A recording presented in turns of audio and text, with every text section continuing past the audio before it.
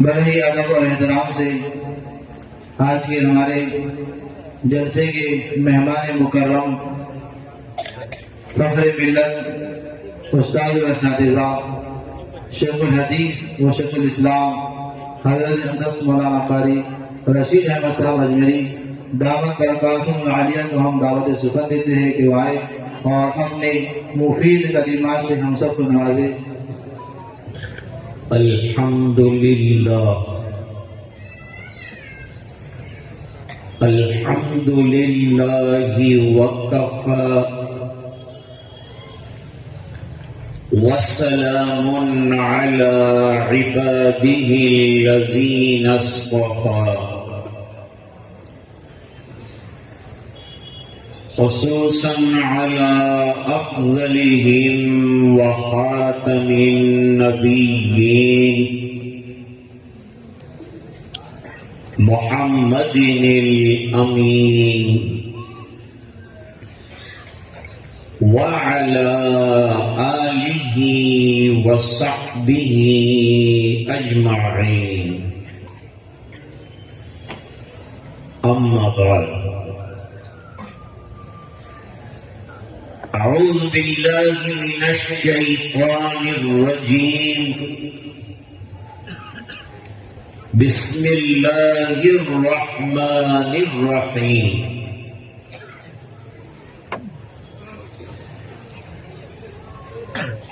یا ایھا الذین آمنوا قوا انفسکم واہلیکم نارا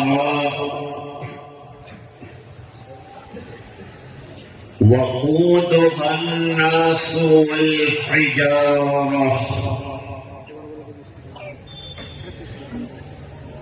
علیہا ملائکۃ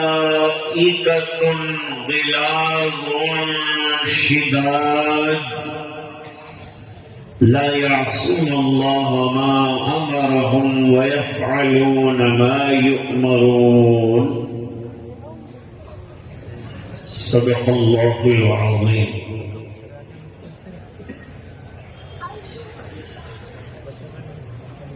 وقال النبی صلی اللہ علیہ وسلم فضل کلام اللہ علی سائر الکلام کفضل اللہ علی خلقہ، او کما قال علیہ الصلاۃ والتسلیم۔ اللهم صل على سيدنا محمد وعلى آل سيدنا محمد وبارك وسلم۔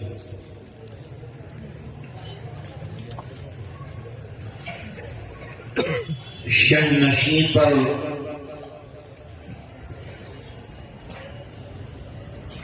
اور سامنے تشریف فرما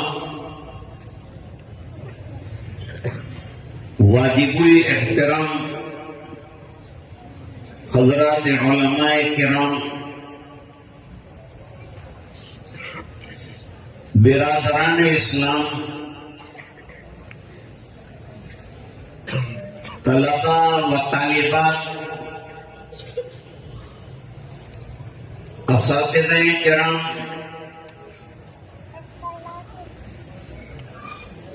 اور پس پردہ سن رہی خواتین اسلام،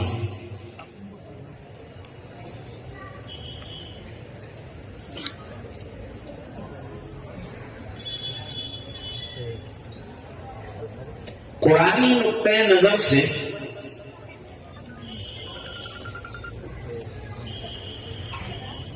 دنیا کے انسانوں کی دو تقسیم ہو سکتی،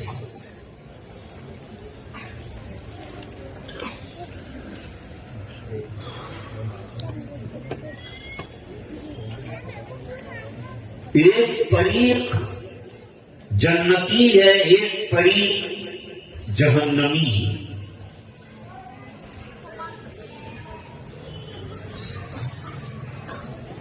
فریق فی الجنت و فریق فی السعیر،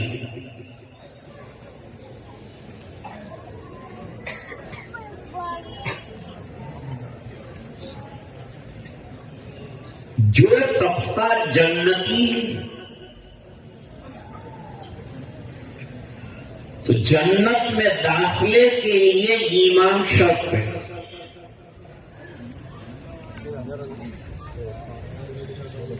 بغیر ایمان کے جنت کا داخلہ متصور نہیں.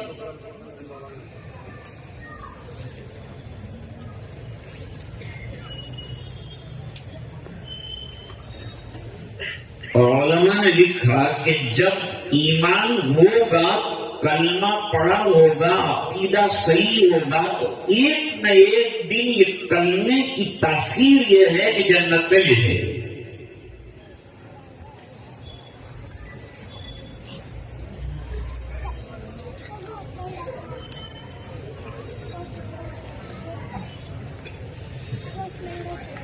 تو گویا ایمان در حقیقت جنت کے داخلے کا سرٹیفکیٹ ہے.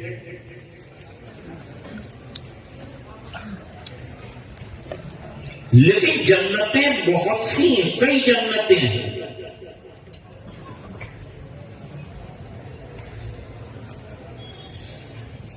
ایک جنت سے دوسری جنت کا فاصلہ اتنا ہے جتنا کہ زمین سے آسمان کا فاصلہ ہے.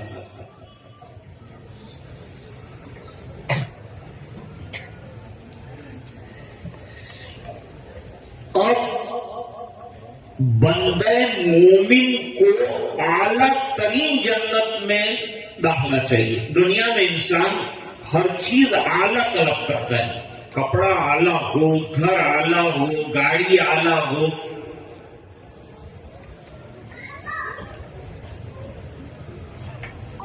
ہر چیز کے اندر وہ ٹاپ رینج جو ہوتی ہے اس کو پسند کرو.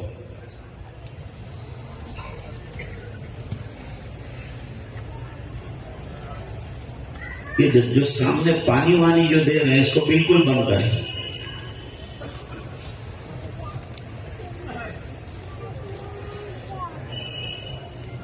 اب جنت میں ٹاپ رینج حاصل کرنے کے لیے اعمال صالحہ میں پہلے فرائض، اس کے بعد سنن، اس کے بعد نوافل کو انجام دینا. جتنے اعمال زیادہ بڑھیں گے جنت میں درجات بڑھیں گے.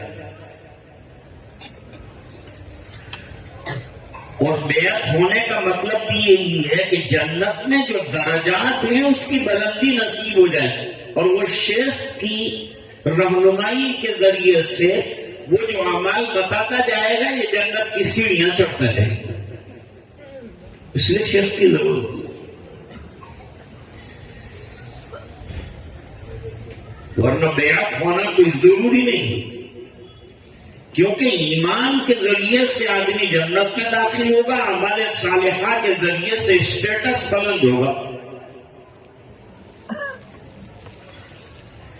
لیکن اسٹیٹس کو بلند فیکٹر تک لے جانے کے لیے شیخ کا سہارا چاہیے. وہ بتائے گا کہ یہ راستہ ہے، یہ this is the way you can get closer to Allah. وہ راستہ بتائے گا.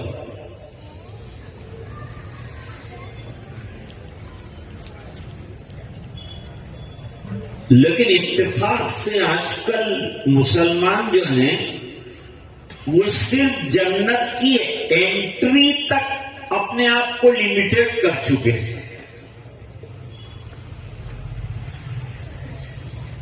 بس جنت کا ڈور اوپن ہو جائے اور ہم اندر خالی لے لیے جائیں، بس اتنا انف سمجھتے ہیں. حالانکہ دنیا میں ہر چیز میں اونچے سے اونچا مرتبہ حاصل کرنا چاہتے ہیں، لیکن جنت میں اونچا مرتبہ حاصل کرنے کی کوشش ہی نہیں. بہرحال ایک فریق وہ ہے جو جنت میں جائے گا.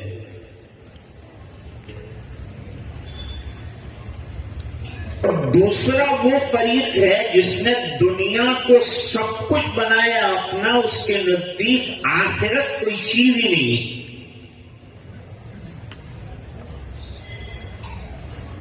بلکہ سائنٹسٹ کہتے ہیں دیر از نو ورلڈ آفٹر دس ورلڈ. اس دنیا کے بعد دوسری دنیا کا تصور نہیں ہو گیا.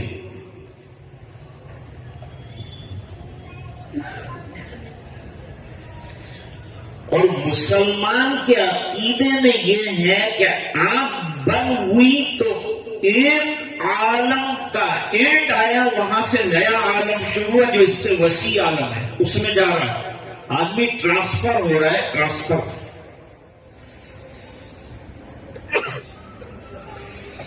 پہلے صلب اب میں تھا، باپ کی پشت میں تھا، وہاں سے نکلا، راہ میں مادر میں پہنچ گیا، ماں کے پیٹ میں پہنچ گیا۔ صلب اب چھوٹی دنیا تھی، وہاں ایک جرثومے کی شکل میں تھا، ماں کے پیٹ میں تھوڑا سا براڈ ہوا، تھوڑا مال بڑا، بڑی دنیا میں ہے۔ یاد رکھیے کہ انسان چھوٹی دنیا سے بڑی دنیا کی طرف ٹرانسفر ہوتا ہوا چلا جا رہا ہے۔ ماں کے پیٹ سے نکل کر زمین کے پیٹ میں آیا ہے، اس سے بڑا عالم ہے۔ پھر ایک عرصے تک دنیا میں رہے گا، اچھے برے کام کے لیے اللہ تعالیٰ نے دنیا میں پیدا کیا ہے۔ آزمائش کے بعد اب جو ہے اس سے بڑی دنیا ہے کہ عالم برزخ، جس کو قبر کہتے ہیں، اس میں جائے گا، وہاں سے عالم محشر میں جائے گا، وہاں سے عالم آخرت میں جائے گا۔ یہ لاسٹ اسٹیج آ گیا، فیصلے ہو گئے۔ میرے والد صاحب رحمت اللہ علیہ ایک شعر کہا کرتے، در نگاہش آدمی آب و گلس، دنیا والوں کی نظر میں انسان کیا ہے؟ مٹی گارے سے بنا ہوا ایک ہیولا ہے۔ کاروان زندگی بے منزلس، زندگی کا یہ جو کاروان چل رہا ہے، اس کا کوئی آبجیکٹ نہیں ہے، اس کا کوئی مقصد نہیں ہے، اور قرآن کہتا ہے مقصد ہے۔ یہ اتنی بڑی کائنات اور اشرف المخلوقات کے لیے اللہ نے جتنی اور مخلوقات، 18,000 سے زیادہ مخلوقات، یہ سب پیدا فرمائی ایک مقصد سے۔ اس میں اشرف المخلوقات انسان ہے، اس کو کس مقصد سے پیدا کیا؟ فرماتی وما خلقت الجن والانس الا لیعبدون، جنات اور انسان دونوں کو اللہ تعالیٰ نے عبادت کے لیے پیدا کیا، اپنی معرفت کے لیے پیدا کیا۔ مفسرین نے لکھا لیعبدون کی تفسیر میں کہ لیعرفون، تاکہ وہ مجھے پہچانے، اور جس نے اللہ کو پہچان کر زندگی گزاری وہ انسان ہے، اور نہیں پہچان سکا تو حیوان۔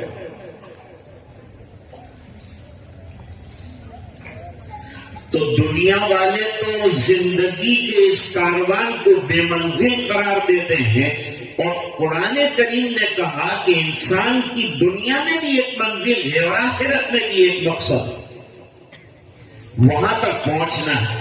اور حضرت حکیم الاسلام رحمت اللہ علیہ فرماتے تھے کہ یہ دنیا کی زندگی اللہ نے ہمیں وہ زندگی یعنی آخرت والی زندگی بنانے کے لیے دی، یہاں سے جیسا ہم بھیجیں گے وہاں ہمارا ایسا کی مکان بنتا جائے گا۔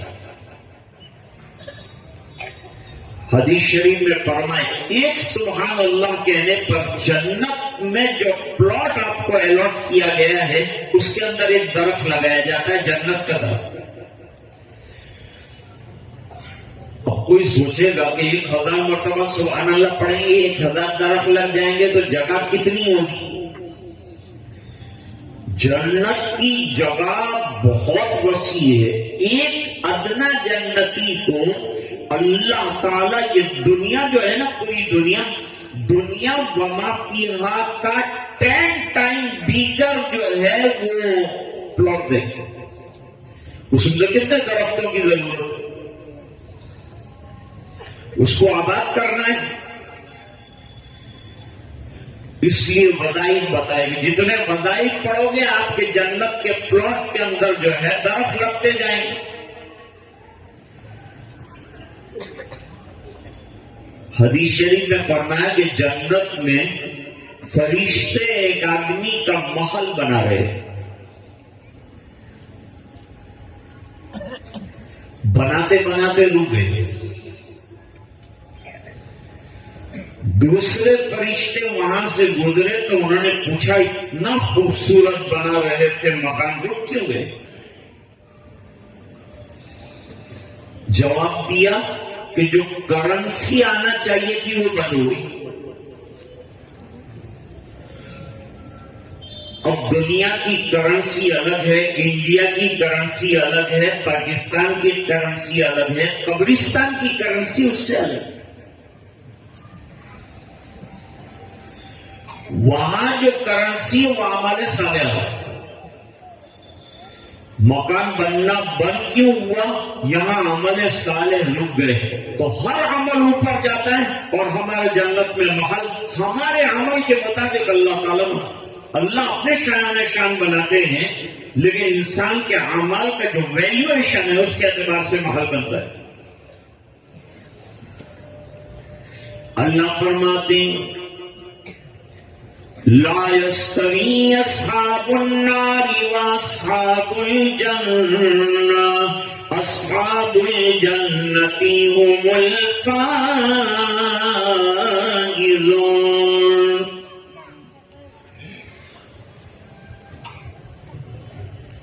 جنتی اور جہنمی یکساں نہیں ہو سکتے.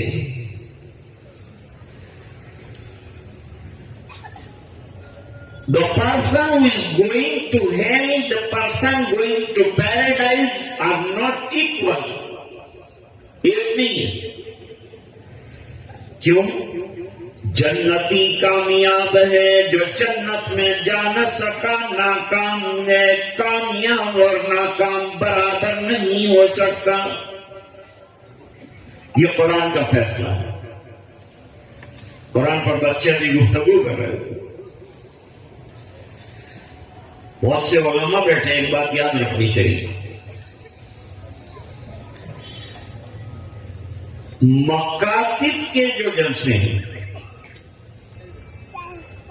اس میں عوام آتے ہیں، ماں باپ آتے ہیں، والدین آتے ہیں، رشتہ دار آتے ہیں، اور بچے جو انہی کے ہیں وہ جو ہمارے پاس دیے گئے ہیں ہم ان کی تربیت کرتے ہیں. تعلیم سے زیادہ تربیت کی حیثیت ہے. تربیت کو بڑی اہمیت دی. تعلیم تو ہو جائے لیکن تربیت بہت ضروری ہے. کالج کا یہی تو فرق ہے اور مدرسے کا یہی تو فرق ہے کہ مدرسے میں تعلیم کے ساتھ تربیت ہے، کالج میں صرف ڈگری ہے. یہ فرق ہے. اس لیے کالج کا اسٹوڈنٹ سمجھتا ہے کہ میں پیسہ بنانے کی مشین ہوں، بس مجھ سے پیسہ نکلنا چاہیے. اور طالب علم نکلتا ہے تو یہ سمجھتا ہے کہ مجھے اپنے آپ کو بنانا ہے، لوگوں کو بنانا ہے اور جنت کا راستہ نکالنا ہے.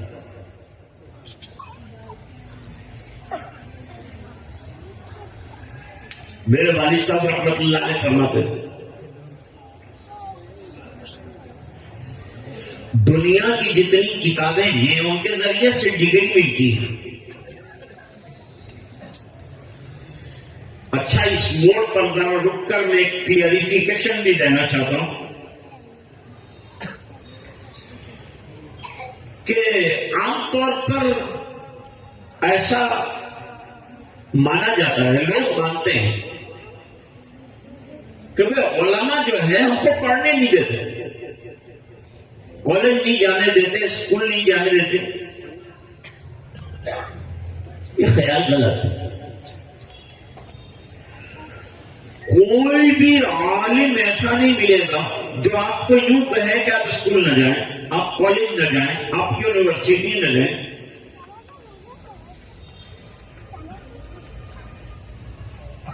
آپ ہر جگہ ہیں اور بہترین سے بہترین ایجوکیشن حاصل کر کے آپ اچھے سے اچھا جاب اور اچھے سے اچھی سروس حاصل کریں. اسلام منع نہیں کرتی، لیکن آپ انگریزی مثال کے طور پر پڑھ رہے ہیں تو آپ کی زندگی میں انگریزی کلچر نہیں آنا چاہیے، تہذیب انگریزی نہیں آنی چاہیے. زبان آپ کو آ جائے کوئی بات نہیں، زبان تو مختلف ہیں اور ان کو سیکھنا اپنی جگہ ایک کام ہے، لیکن زبان سے جو کلچر در آتا ہے اس سے رکنا ہے۔ اب انگریزی پڑھیں گے تو تہذیب انگریزیت کی جو ہے ہمارے اندر نہ آ جائے، ہمارا حلیہ نہ بدلے، ہماری وضاحت نہ بدلے، ہمارا عقیدہ نہ بدلے، یہ اصل ہے۔ نظر ان کی رہی کالج میں بس علمی فوائد پر، اور گرا کی چپکے چپکے بجلیاں دینی عقائد پر۔ دینی عقیدے میں ذرا بھی گڑبڑ نہیں ہو، اس کے اندر کوئی بھی قسم کی اونچ نیچ چلائی نہیں جا سکتی۔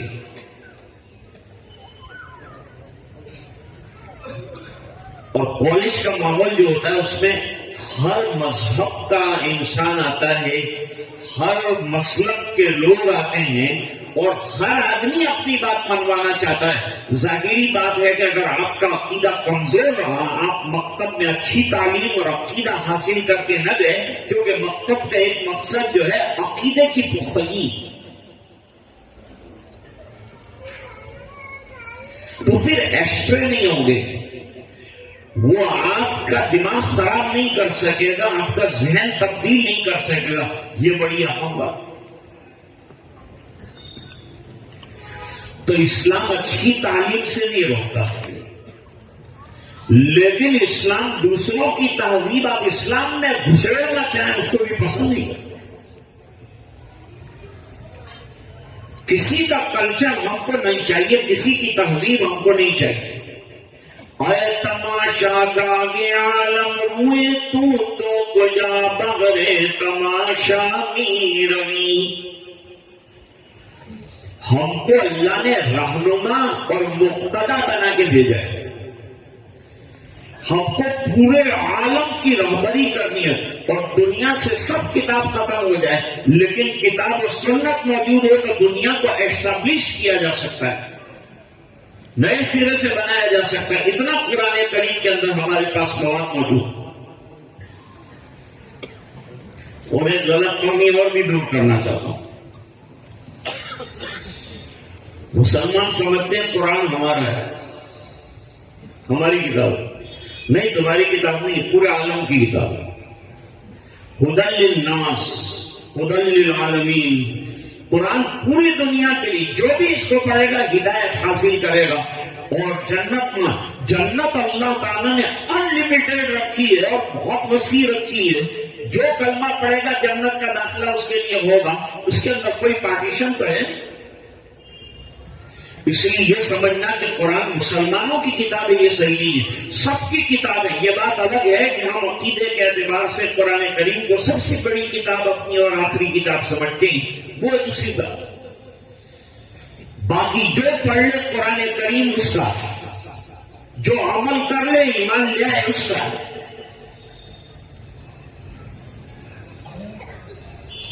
تو دو غلط فہمی دور ہوئی، ایک تو یہ کہ بھئی تہذیب جو ہے وہ ہم کو لینی نہیں کسی کی۔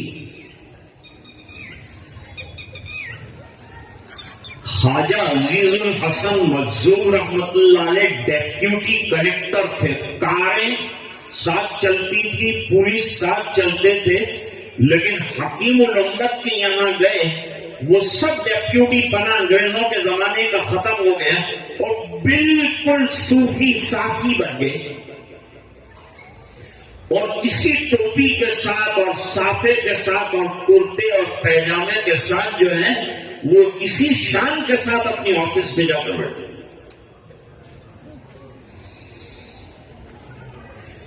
ہم لوگوں نے ٹوپی کیوں چھوڑ دی مجھے سمجھ میں نہیں آتا۔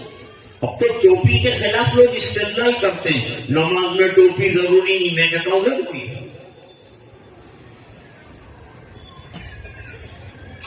کہتے ہیں حدیث میں کہا، تم نے حدیث پڑھی کب تھی؟ کیا حدیث جانتے ہو؟ ہم سے پوچھو۔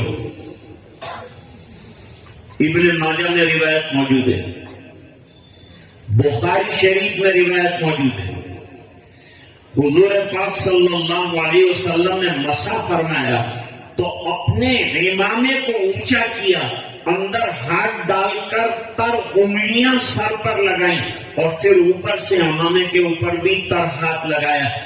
جب حضور نے عمامہ وضو میں نہیں اتارا تو میں نماز میں اتار دیا ہوگا. اس سے معلوم ہوا کہ نہ صرف یہ کہ ٹوپی ثابت ہے بلکہ امامہ بھی ثابت ہے. لوگ تو ٹوپی کو ختم کرنے نکلے تھے، یہاں امامہ بھی سر چڑھا.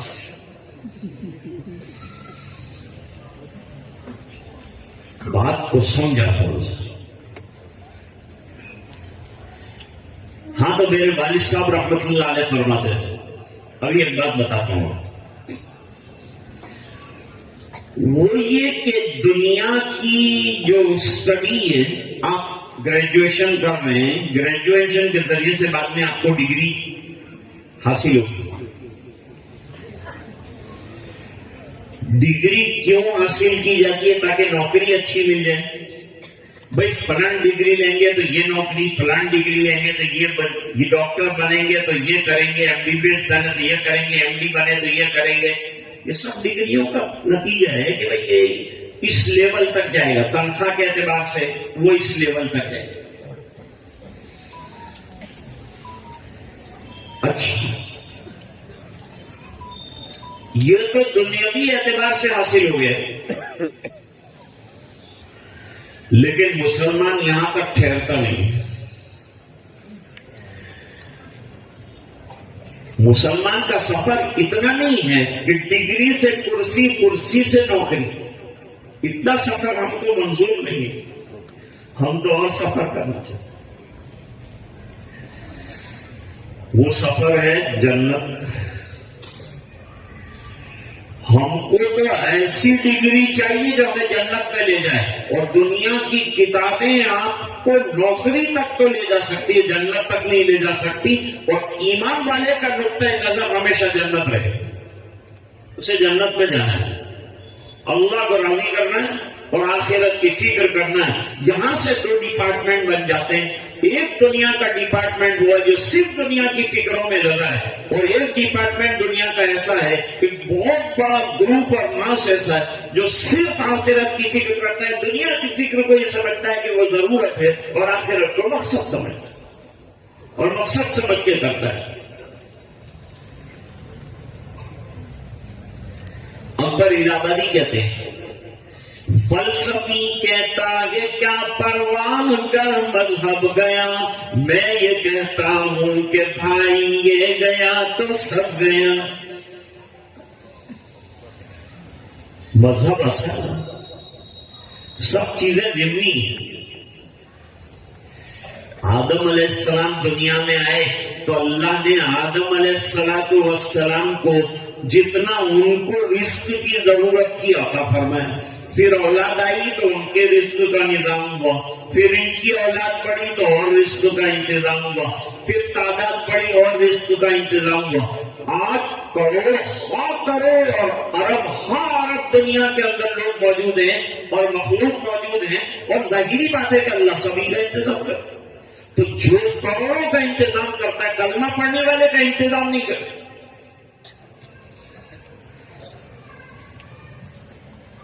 ہم کو یقین نہیں. پرندے، حدیث میں آتا ہے، پرندے روزانہ اپنے آشیانوں سے نکلتے ہیں خالی پیٹ،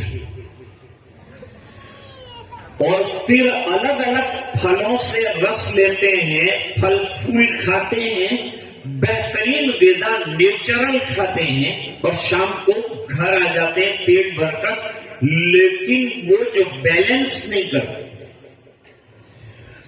بھائی ہم لوگ جو ہے تھوڑا سا کل کا بیلنس کرتے ہیں، سال کا بیلنس کرتے ہیں، پہلے سے جو ہے جمع کر کے رکھتے ہیں کہ ہمارے پاس جمع ہونا چاہیے ذخیرہ. پرندوں کے پاس کوئی ذخیرہ ہے؟ کوئی پرندہ آج تک بھوک کی وجہ سے نہیں مرا کہ یہ بھوکا تھا آشیانے سے گرا اور مر گیا.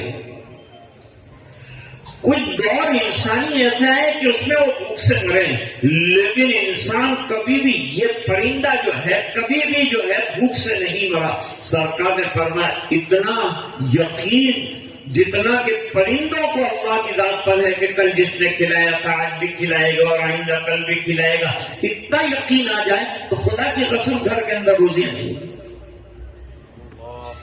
ہم یہ سمجھ رہے ہیں کہ ہم لوگ کما رہے ہیں، قرآن نہ کہتا ہے تم کچھ نہیں کما رہے ہو، خالی محنت ہے، البتہ محنت کرو، محنت کرنے کو نہ نہیں کہتا قرآن کریم۔ کیا کہا؟ وَمَا مِن دَابَّةٍ فِي الْأَرْضِ إِلَّا عَلَى اللَّهِ رِزْقُهَا۔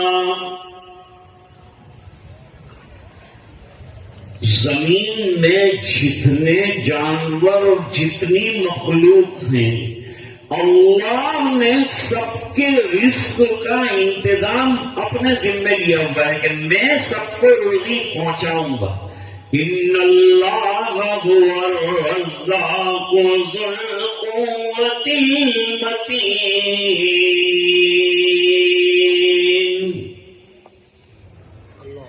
لیکن یہ نہیں کہا اللہ نے کہ فرصت میں بیٹھو، کیونکہ وہ فرصت میں بیٹھے گا تو سب گڑبڑیاں ہی کرے گا، اس لیے اس کو کام میں لگائے تو کام میں لگا ہے۔ تو دو طبقے ہو گئے، ایک طبقہ فریق فی الجنہ، ایک طبقہ فریق فی السعیر۔ ایک طبقہ وہ جو صرف دنیا کو اپنی نظروں میں رکھتا ہے، اور ایک طبقہ وہ ہے جو دنیا کو ضرورت سمجھ کے نظر میں رکھتا ہے اور آخرت کو مقصد بنا کے چلتا ہے۔ دو طبقے ہو گئے۔ ایمان والا یہ دوسرے طبقے میں ہے کہ جو دنیا میں بھی ایک شاندار زندگی گزارنا چاہتا ہے اور آخرت میں بھی ایک اونچا مرتبہ اللہ تعالیٰ کے یہاں حیات طیبہ ہونا بھی چاہتا ہے، حیات طیبہ دنیا میں بھی چاہتا ہے۔ فرمایا من عمل صالحا من ذکر او انثى وهو مؤمن فَلَنُحْيِيَنَّهُ حَيَاةً طَيِّبَةً۔ اب اس آیت پہ غور کرو۔ دنیا میں ہم چاہتے ہیں کہ لگزریس لائف ہمارے پاس، لگزریس لائف۔ اللہ فرماتے ہیں میں بھی تم کو لگزریس لائف دوں۔ دنیا میں لگزریس لائف چاہیے، سب سے پہلے ایمان قبول کرو، you will get the luxurious life. ایک چیز آپ چاہتے ہیں کہ جنت میں بھی آپ کو لگزریس بہترین لائف ملے، فرمایا اعمال صالحہ ایمان کے ساتھ انجام دو تو اللہ گارنٹی دیتے ہیں کہ آپ کو حیات طیبہ ملے گی۔ حیات طیبہ نا آسائش اور آرام والی اور بغیر پریشانیوں والی بہترین زندگی آخرت میں بھی اللہ تعالیٰ کا فرمان۔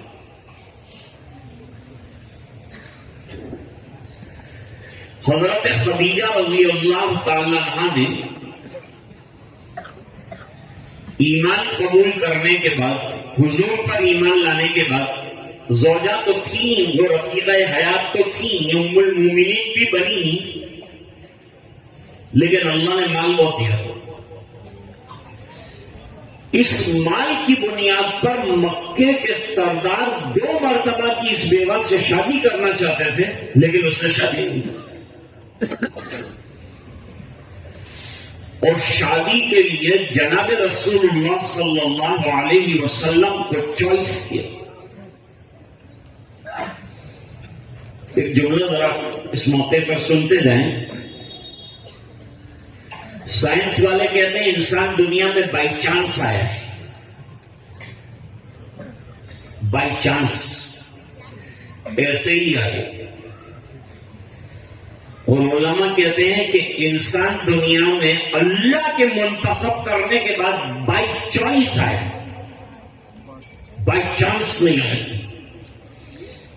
بائی چوائس ہے۔ ہندوستان میں ہم بائی چانس نہیں رہ رہے، بائی چوائس رہ رہے ہیں۔ جن کو جانا تھا وہ چلے گئے، ہم یہیں رہیں گے، یہیں ہمارا قیام ہوگا۔ اور کوئی ہم کو یوں کہے کہ گردن پہ مسا مت کرو تو گردن تو کٹائیں گے لیکن مسا نہیں چھوڑو. اس شان کے ساتھ ہم اس ملک میں رہیں گے کیونکہ ہم نے گردنیں کٹائی اور ہم نے قربانیاں دی اور ہمارے گلوں میں پھندے لٹکے تو ہم ملک کو اس طرح چھوڑ تھوڑا ہی نہیں. یہ قطب مینار اس لیے نہیں ہم سے کہہ رہا ہے کہ چھوڑ کے مت جانا, اور تاج محل بھی ہماری علامت ہے, ہماری تاریخ بول رہی ہے. ہم نہیں بولیں گے, ہماری تاریخ بولے گی. کسی نے مجھے کہا مولانا فلاں دن کا پروگرام دیجیے آپ کے پاس تاریخ خالی. میں نے کہا میں نہیں بولوں گا, ڈائری بولے, ڈائری بولے. ابھی حضرت مفتی صاحب نے بتایا 500 سے اوپر طلبا اور طالبات دیکھو کتنے اچھے بیٹھے ہیں, کتنے خوبصورت حسین بچے بچیاں نظر آئی.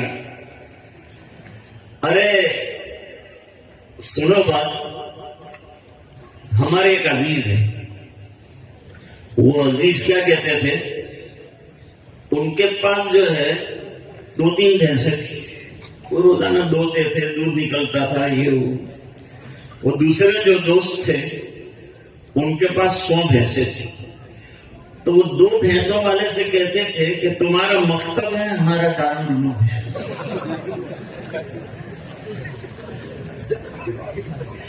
تو آپ کا مکتب کے اندر دارالعلوم, 500 طلبا تو کہیں ابھی مولانا یوسف صاحب کو پوچھو بھی کہیں گے کہ ہمارے ابھی 500 تو نہیں. بس اب اللہ کرے کہ ان کی اچھی تربیت ہو جائے.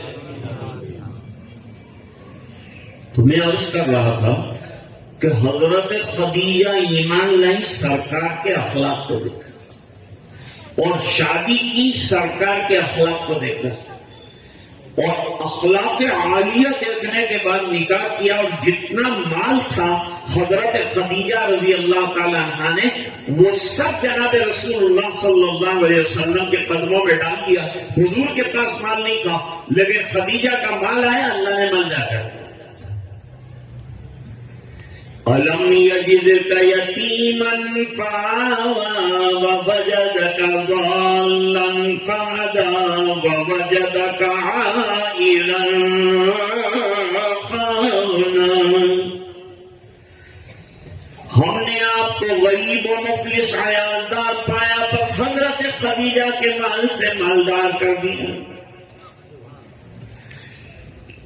اور عجیب بات یہ ہے کہ ماں بہنیں سن رہی ہیں, اسلام کی نیو کی اینٹ میں عورت کا خون لگا ہوا, اس کا مال لگا ہوا. کیوں بھول جاتی ہیں ماں بہنیں؟ کیوں نہیں پڑھتی ہیں قرآن, کیوں نہیں پڑھتی ہیں نماز, کیوں نہیں سیکھتی ہیں؟ بڑی عمر میں سیکھنا کوئی عیب نہیں ہے. فرمایا 2 قسم کے لوگ علم سے محروم رہ جاؤ. نمبر 1 متکبر, علم سے معلوم رہے گا. میں کیوں سیکھوں, اس سے کیوں پڑھوں, میں کیوں پڑھوں, مجھے سب آتا ہے. معلوم رہے گا علم سے. اور دوسرا حیا اور شرم کرنے والا. حیا بہت اچھی چیز ہے. وَالْحَيَاءُ شُعْبَةٌ مِّنَ الْإِيمَانِ. حیا ایمان کا شعبہ ہے. اس کا اوپر کے ساتھ بھی تعلق, نیچے کے ساتھ بھی تعلق. جیسے تنا ہوتا ہے نا, تنے کا تعلق اوپر کی ڈالیوں کے ساتھ بھی ہوتا ہے, نیچے کی جڑ کے ساتھ بھی ہوتا ہے. بالکل حیا کا معاملہ یہ ہے. لیکن فرمایا اگر علم کے حاصل میں کرنے میں حیا کرے گا تو علم سے معلوم ہے. صحابہ کرام نے کب ایمان قبول کیا؟ بڑی عمروں میں. کوئی 60 سال کی عمر میں, کوئی 50 سال کی عمر میں, کوئی 40 سال کی عمر میں. اور یہ عمر پڑھنے کی نہیں ہوتی, لیکن اس کے باوجود جو ہے حضور نے ان کو وضو کرنا سکھایا, طہارت سکھائی, قرآن کریم سکھایا, نماز پڑھنا سکھایا, اور تعلیم کے حلقے مسجد نبوی شریف. بڑی عمر کے ہیں, پڑھو. ذرا بھی مت شرما. بہت سی مستورات ماشاءاللہ پڑھ رہی ہیں اور اپنا قرآن کریم صحیح کر رہی ہیں, درست کر رہی ہیں, اور اپنی نمازیں اور یہ مسائل تو زندگی بھر کے ہیں, ان کو سیکھیں. ان کا سیکھنا لازم ہے، اس کے بغیر نماز درست نہیں ہوگی۔ اگر غسل صحیح نہیں ہوا، اگر وضو صحیح نہیں ہوا تو لا يقبل اللہ تعالی صلاۃ بغیر طہور، حدیث ہے۔ ہاں تو میں یہ کہہ رہا تھا کہ جب مکاتب میں جلسے ہوں، وہ جلسوں میں پروگرام کیسے ہو؟ جو مکتب میں پڑھایا جاتا ہے اور جس کی تعلیم دی جاتی ہے اس کو نمونے کے طور پر پیش کریں۔ جیسے ابھی کلمے سنائے گئے، جیسے وضو کے بارے میں سنایا گیا، جیسے غسل کے سلسلے میں سنائے گئے، جیسے جنازے کی ترتیب بتائی گئی، یہ سب مکتب کے اندر سکھایا جاتا ہے۔ تو ماں بہنیں آئی ہیں اور یہاں ان کے بڑے ماں باپ موجود ہیں، ان کو اندازہ ہوگا کہ ہمارا بچہ جہالت سے علم کی طرف جا رہا ہے، کچھ حاصل کر رہا ہے۔ اور یہ جلسہ اس لیے بھی کیا جاتا ہے تاکہ اب تک جن لوگوں نے اپنے بچوں کو داخل نہیں کیا مکاتب کو بیکار سمجھ کر، ان کی آنکھیں کھل جائیں اور وہ بھی داخل ہوں۔ اب جو بڑا ادارہ ہوگا وہاں تقریریں سکھائی جاتی ہیں، وہاں تقریریں نمونوں کے طور پر پیش کی جائیں، وہاں قرات سماع پڑھائی جاتی ہے تو اس کا نمونہ پیش کیا جائے گا کہ یہ بچوں کو پڑھایا جاتا ہے۔ بہرحال جس ادارے میں وہاں جو کام ہو رہا ہے اس کو عوام کے سامنے پیش کرنا ہے، اس کے علاوہ لمبی لمبی تقریریں مکتب میں کیا بچہ تقریر کرتا ہے؟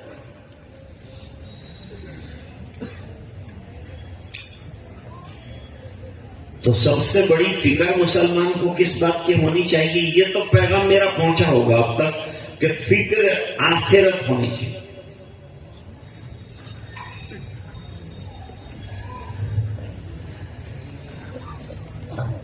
وقت طلوع دیکھا، وقت غروب دیکھا، اب فکر آخرت ہے، دنیا کو خوب دیکھا۔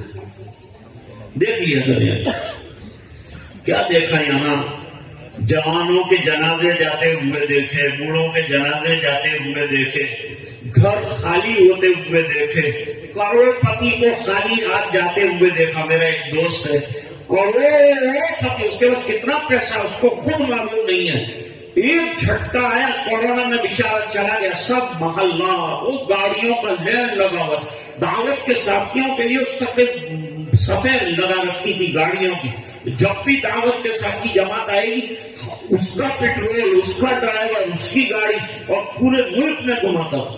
اللہ نے اتنا دین کی سمجھ چھوڑ کے چلے۔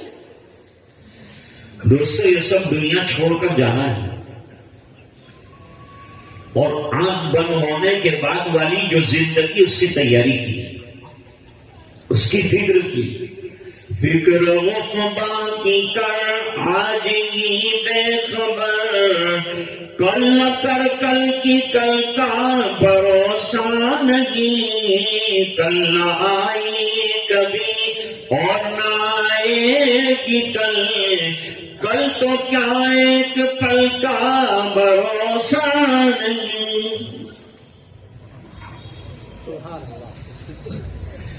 کچھ نہیں ہوگا دوستوں،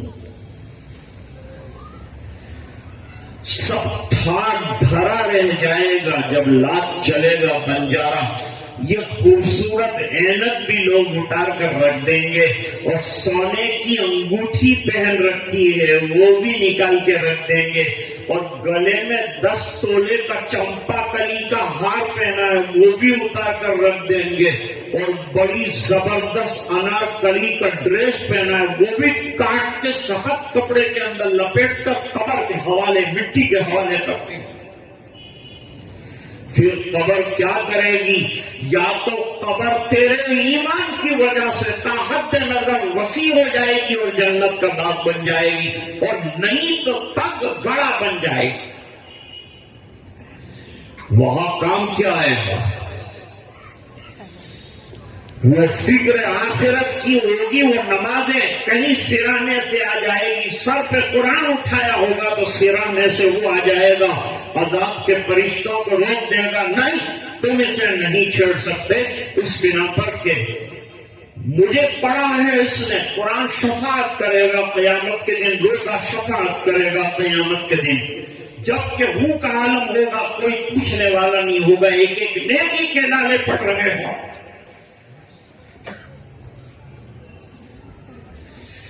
حدیث شریف میں فرمایا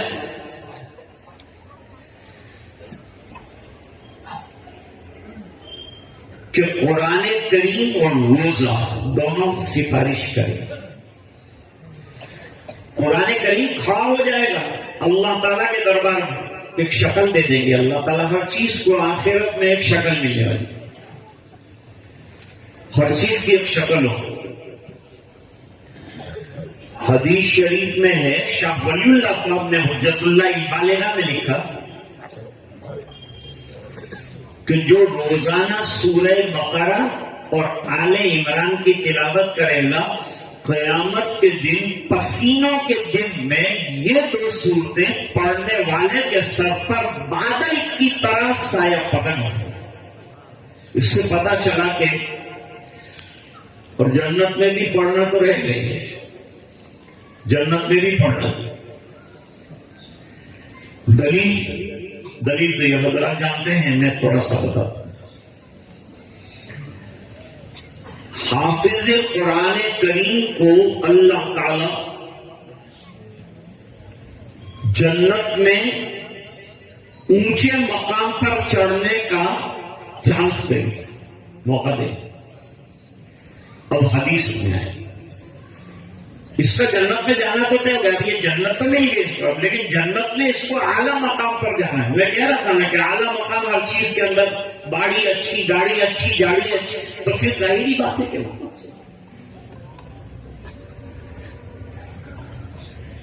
تو آپ فرماتے ہیں کہ یہ حافظ قرآن، ابا جان کو اللہ تعالیٰ نے تاج پہنایا اور چمک رہا، امی جان کو اسٹیج پہ بلا کے تاج پہنایا وہ بھی چمک رہا، ان کا تو دونوں کا کام ہو گیا۔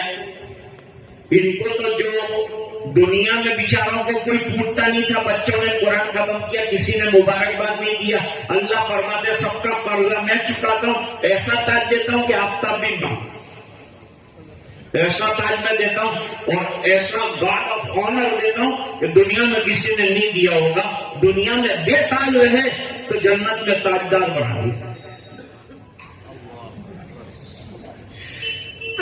اب فرماتے ہیں جنت میں حافظ کو کیا ملے گا؟ ابا جان کو بیچارہ دیکھے گا کیا؟ ابا جان کو تو تاج بھی پہنا دیے، سب دے دیے، محنت میں نے کی، میرے کو کیا کی؟ اتنے میں اعلان ہوگا وَقْرَا وَارْتَقِي، کہاں پڑھ رہے؟ جنت میں پڑھ۔ معلوم ہے جنت میں بھی قرآن پڑھا جائے، دنیا میں تو پڑھنا ہی پڑھنا ہے اور آخرت میں بھی پڑھا جائے۔ دنیا میں تو شروع ہی ہو، اقرا سے شروع ہے، اقرا بسم ربک الذی خلق خلق الانسان من علق اقرا وربک الاکرم الذی علم بالقلم علم الانسان ما لم يعلم۔ اب علماء بیٹھے ہیں، اب ان سے سوال ہے، یہ دو مرتبہ اقرا کیوں رہے ہیں؟ اب جواب سنو۔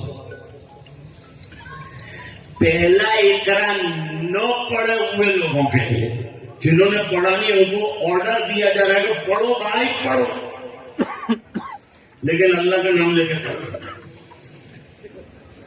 سب جو پڑھنا الٹا سیدھا پڑھنے کو نہیں کہتے، اللہ کا نام لے کے پڑھنا سیکھنا۔ تو پہلا تو بے پڑھے لکھے لوگوں کو پڑھنے کی تلقین کی کہ بھائی پڑھو، عمر مت دیکھو، مت دیکھو کہ اتنی عمر کے بعد کیا بڈھا توتا پڑے۔ بڈھے توتے پر اگر کیس ہو جائے کورٹ کے اندر تو بولے گا کہ نہیں؟ وہاں کیسا بولے گا بڈھا توتا؟ اب قرآن کے اندر بڈھا توتا کیسے بن گئے؟ نہیں، پڑھو، اللہ کا نام لو، پڑھو۔ سرکار کو ایک حرف بھی نہیں آتا تھا، سینے سے لگایا جبریل علیہ السلام نے، یہ قرآن پڑھو، اب پڑھ لیا، علم بالقلم، اقرأ بسم ربک الذی خلق، پڑھتے ہو تو اپنے پیدا کرنے والے کو بھول مت جاؤ، صرف مادیات مت پڑھو، ذرا اللہ کو بھی پڑھو۔ اس لیے بچہ اور تختی لے کر جاتا ہے، ماں باپ کو دیکھا جاتا ہے میں اللہ پڑھنے جاتا ہوں، میں اللہ پڑھنے جاتا ہوں۔ تختی سینے سے لگائی، قرآن سینے سے لگایا اور جا رہا ہے استاد محترم کے پاس مکتب کے اندر، اللہ پڑھنے جا رہا ہے، بیٹا اللہ پڑھ کے آنا، اللہ پڑھ کے آنا۔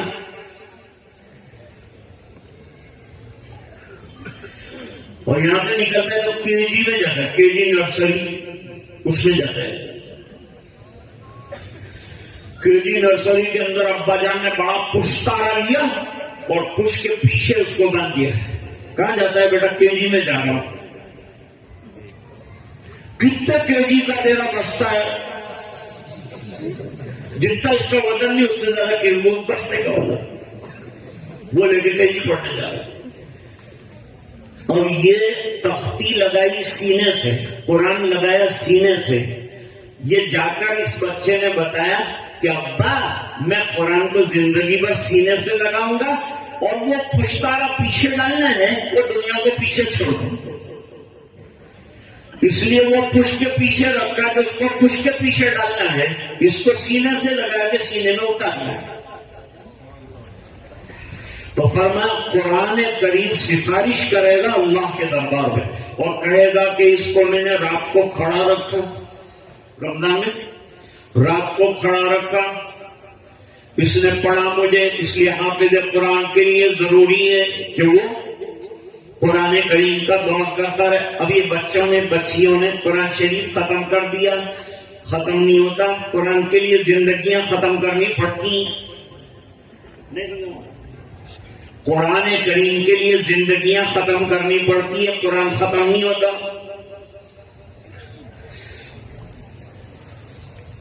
قرآن ختم کرنے کی چیز نہیں، قرآن تو پڑھتے بھی نہیں، لیکن ایک فل پوائنٹ کے مکمل کرنا تھا۔ الحمدللہ یہ بچیوں نے اور بچوں نے 14 طالبات اور طلبا نے قرآن کریم جو ہے وہ آج ناظرہ خانی کا بھی بڑا۔ بھائی قرآن پہلے دیکھ کر پڑھے گا، اور دیکھ کر پڑھنے کا ثواب حفظ پڑھنے سے بھی زیادہ ہے۔ فرمایا اگر کسی کی زبان میں حقلانٹ ہے اور وہ پڑھتا ہے تو اس کو 2 اجر ملے گا۔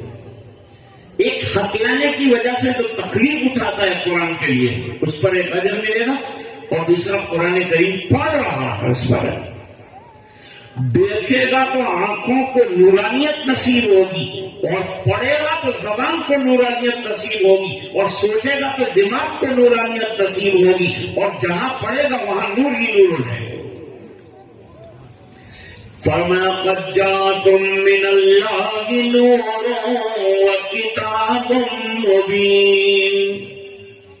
قرآن کریم کو 2 مرتبہ نور کہا، قد جاءکم من اللہ نور، اور کتاب مبین کے معنی نورانی کتاب۔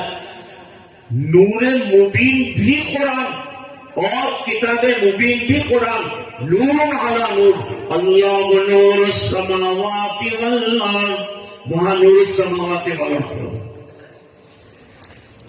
تو قرآن سفارش کرے گا تو ہم محروم رہ جائیں گے؟ نہیں رہ جائیں گے۔ نمبر 2، روزہ جو ہے وہ اللہ تعالیٰ سے کہے گا کہ اللہ اس کو دن میں میں نے بھوکا رکھا، لہذا اس کو کھلائیے گا جنت کے میوے، تو دنیا میں جس نے نہیں کھایا اللہ جنت میں اس کو کھلائے گا۔ جنت کی نعمتیں اللہ تعالیٰ عطا فرمائیں۔ وہ بات یہ عرض کر رہا تھا کہ میرے والد صاحب ایک حدیث شریف سناتے تھے، بہت اچھی حدیث۔ من جعل غمومه ہما واحدا ہم الآخرہ نجاه اللہ من غمومه جميعا۔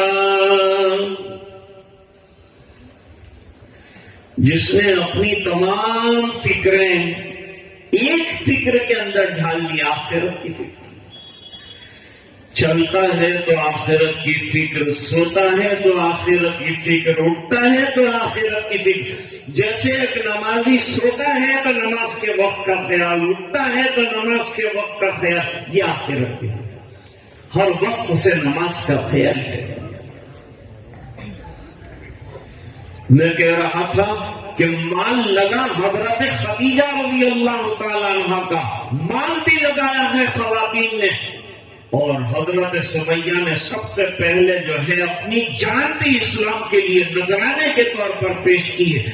مردوں کے تو ہے ہی بڑی قربانیاں، لیکن خواتین بھی محروم نہیں رہی، اللہ نے اونچے مرتبے عطا فرمائے۔ اب حضرت خدیجہ نے اپنا سب مال دے دیا تو کیا ملا؟ کیا وہ بتانا چاہتا تھا۔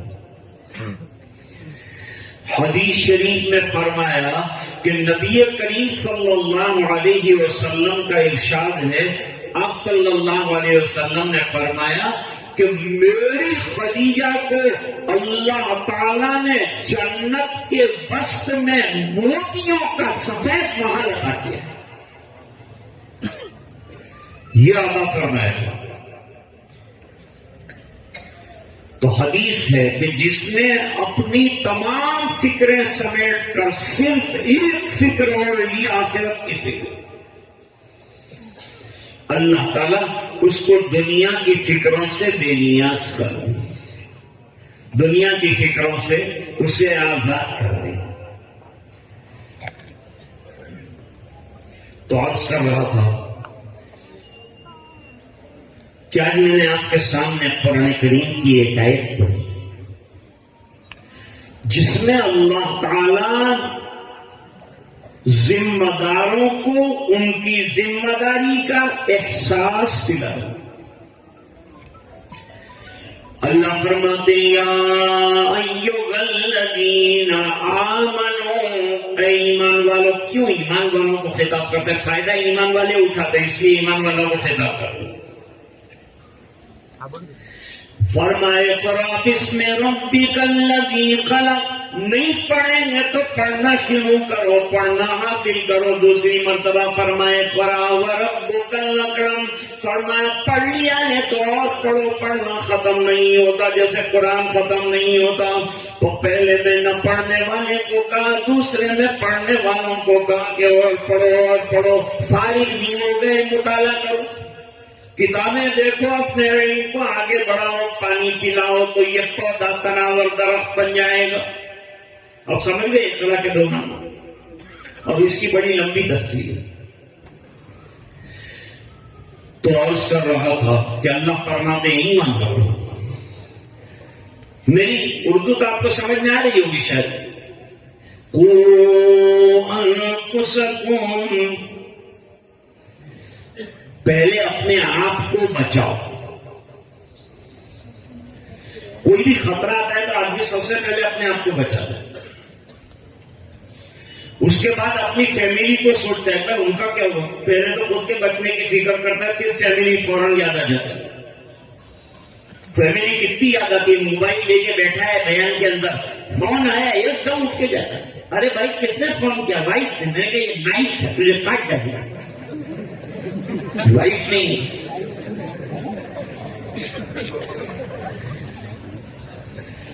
تو فرماتے ہیں قوا انفسکم، ذرا اپنی خبر لو، اپنے ایمان کی خبر لو، اپنے ایمان کی فکر کرو، یہ تو کہا جا رہا ہے۔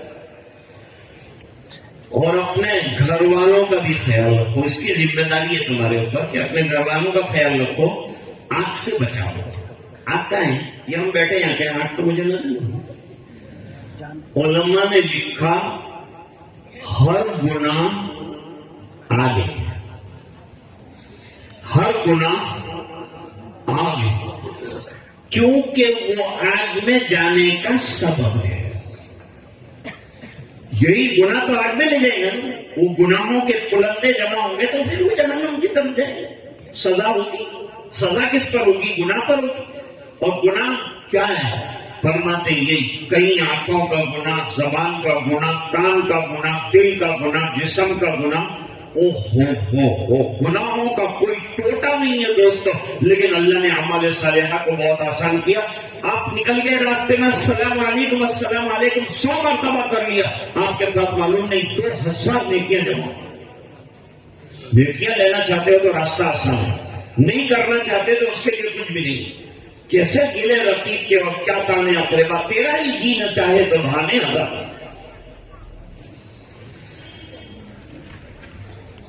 قُوْ أَنفُسَكُمْ وَأَهْلِيكُمْ نَارًا،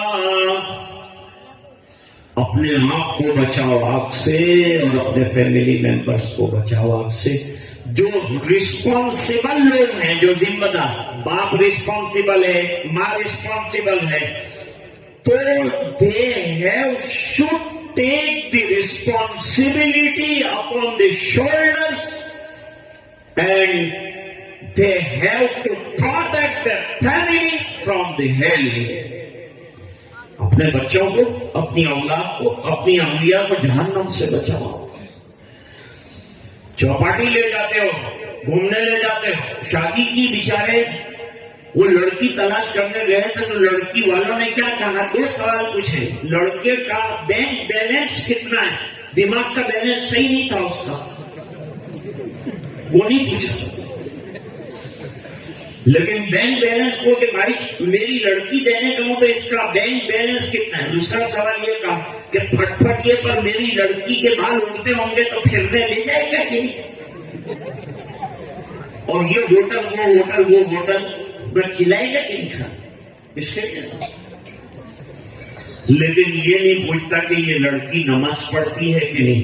اور حدیث کہتی ہے علیک بذات الدین، ایسی ماں ڈھونڈیو کہ جو بچے کو سنائے لوری قرآن والی کہ بچہ 2 سال کی عمر میں قرآن کا حافظ بن جائے.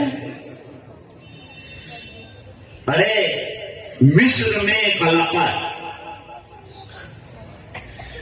وہاں جب ماں پریگننٹ ہوتی، حاملہ ہوتی، تو گھر کے جو لوگ ہیں وہ اس کو سب کام چھوڑا دیتے ہیں. یہ تو بہت اچھے لوگ ہیں، گھر کا کام چھوڑا دیتے، اچھا ہے. ایسے گھر والے کا نہیں، گھر کا کام چھوڑا دیتے، لیکن اس کو ایک دوسرا کام دے دیتے ہیں، نماز اور قرآن. ٹائم پر نماز پڑھنے کی، باقی تلاوت کرتے ہیں، جتنا بھی تلاوت کر سکے تب صبح سے شام تلاوت تلاوت، وضو کرو تلاوت، وضو کرو تلاوت. ٹائم کے اوپر کھانا مت، ٹیبل کے اوپر کھانا. سائنٹسٹ کہتے ہیں اس کا فائدہ کیا ہے؟ بچہ ماں کے پیٹ میں بھی سنتا ہے. بچہ ماں کے پیٹ میں سنتا ہے. دوسری بات سنو، بچہ ماں کے پیٹ میں اثر لیتا ہے. جو سنے گا اس کا اثر لے گا. 3-4 مہینے کو حمل کا پتہ چلا، وہاں سے لے کر 9 مہینے تک قرآن کریم سنتا رہے گا بچہ یا بچی. تو کہتے ہیں کہ اس کو پیدا ہونے کے بعد جہاں بولنا شروع کیا تو قرآن یاد کرانا شروع کرتے ہیں. اس علاقے کے 5 سال کے بچے بھی حافظ قرآن کی حفظ کر لیا. اور وجہ اس کی یہ بیان کی کہ ماں نے اتنا قرآن پڑھا ہے کہ بچے نے پیٹ میں اثر لے لیا اور اس کو قرآن کریم جلدی یاد ہونا شروع ہو گیا. وہ حافظ قرآن. ایک امپورٹنٹ بات آپ کو بتا دوں، ہمارے بزرگ تھے، ان کے پاس ایک بے تکلف آدمی آیا. اس نے کہا حضرت میں چاہتا ہوں کہ میرا بچہ جنید بغدادی کا خالہ بھائی بن جائے. کیا کرنا پڑے گا میرے کو؟ جنید بغدادی بن جائے، ولی بن جائے، میری آنکھیں اس کو دیکھ کر ٹھنڈی ہو جائیں. ایسا کرنے کے لیے میرے کو کیا کرنا پڑے گا؟ حضرت نے فرمایا ایسی کوئی مشین نہیں بنی ابھی تک کہ ادھر سے ڈالا ادھر سے نکل گئے. ہم لوگ جماعت میں گئے تو ایک آدمی آیا اپنے بچے کو لے کے، 35 سال کی عمر تھی، کہ وہاں اس کو لے جاؤ سدھار کے نام. میں نے کہا 30 سال تک تو تم نے اس کو بھی پڑھا، تو چاہتا ہے 3 دن کے اندر ولی کامل بن جائے تو کہاں سے بنے گا؟ ہاں اللہ چاہتا ہے 1 منٹ میں بھی بن سکتا ہے، وہ قادر قیوم ہے. لیکن مسئلہ یہی ہے کہ بھئی کچھ کرنا پڑتا ہے آدمی کو, ایسے ہی نہیں ہوتا. ابھی کیا مائکرو کا زمانہ ہے, بٹن دباؤ دروازہ اوپن, بٹن دباؤ گاڑی اوپن. ابھی لوگ کہتے ہیں مولانا یہ سب, یہ نماز, یہ روزہ, یہ اتنی محنت دماغ کشی کرنے کے کوئی ایسا مائکرو بٹن دیجئے, ہم ادھر ماریں دبائیں بٹن سیدھے جنت میں. مائکرو ہم کو پروگرام دیجئے, لمبا پروگرام نہیں پسند ہوگا. لمبے لمبے بیانات اب لوگ نہیں سنتے, اب تو کلپ سنتے. کلپ موبائل پہ جو کلپ آئی سن لی, بس مولانا کو سن لی, ہم لوگ کو اور کیا سننے گئے, چلے جائے. حضرت نے ایک بہت قیمتی بات بتائی, یوں فرمایا دیکھو یہ کوئی میریکل اور کرامت نہیں ہو سکتی ہے کہ آپ کا بچہ دیکھتے دیکھتے ولی بن جائے. اگر بچے کو ولی بنانا ہے, باپ کو ولی بننا. ماں باپ اگر ولایت والے اعمال پر آ جائیں گے, بچہ ولی بن جائے گا. اور ماں باپ دین پر نہیں آتے, نماز پہ نہیں آتے, قرآن گھر میں نہیں ہے, گھر میں ماحول نہیں ہے, تو جب تک ماحول دینی نہیں ہوگا ہمارا بچہ دینی نہیں بن سکتا ہے. اب یہ بچوں کو مدرسے میں ماحول ملا تو ان کی شکل کیسی ہو گئی, ان کی حیت کیسی ہو گئی, ان کو وضع بتا. اب یہ برقع اور یہ ٹوپی انشاءاللہ ہمیشہ کے لیے, کیونکہ بچپن میں جو پڑھتا ہے وہ 55 تک رہتا ہے, یعنی بڑھاپے تک آدمی کو یاد ہے. اس لیے عقیدوں کی جڑوں کو مضبوط کیجیے, اپنی اولاد کو بچائیے. ارتداد کا خطرناک زمانہ ہے, چاروں طرف سے ارتداد کی لہریں ہیں. لوگ ہمیں مسلمان نہیں رہنے دینا چاہتے. ہمیں یہ مکاتب کو قائم کرنا پڑے گا, ہمارے بڑوں کو پڑھنا پڑے گا, ہمارے بچوں کو پڑھنا پڑے گا. دنیا کا ایجوکیشن دیجیے, پڑھائیے, تعلیم دیجیے, بہترین پڑھائیے, لیکن کلچر سے اثر لیے بغیر اسلامی ماحول میں دنیا کی بہترین ایجوکیشن دیجیے اور تعلیم دیجیے. یہی آج کا میرا پیغام ہے. اسی پر میں اپنی بات کو ختم کرنا چاہتا ہوں. واخر دعوانا ان الحمد للہ رب العالمین.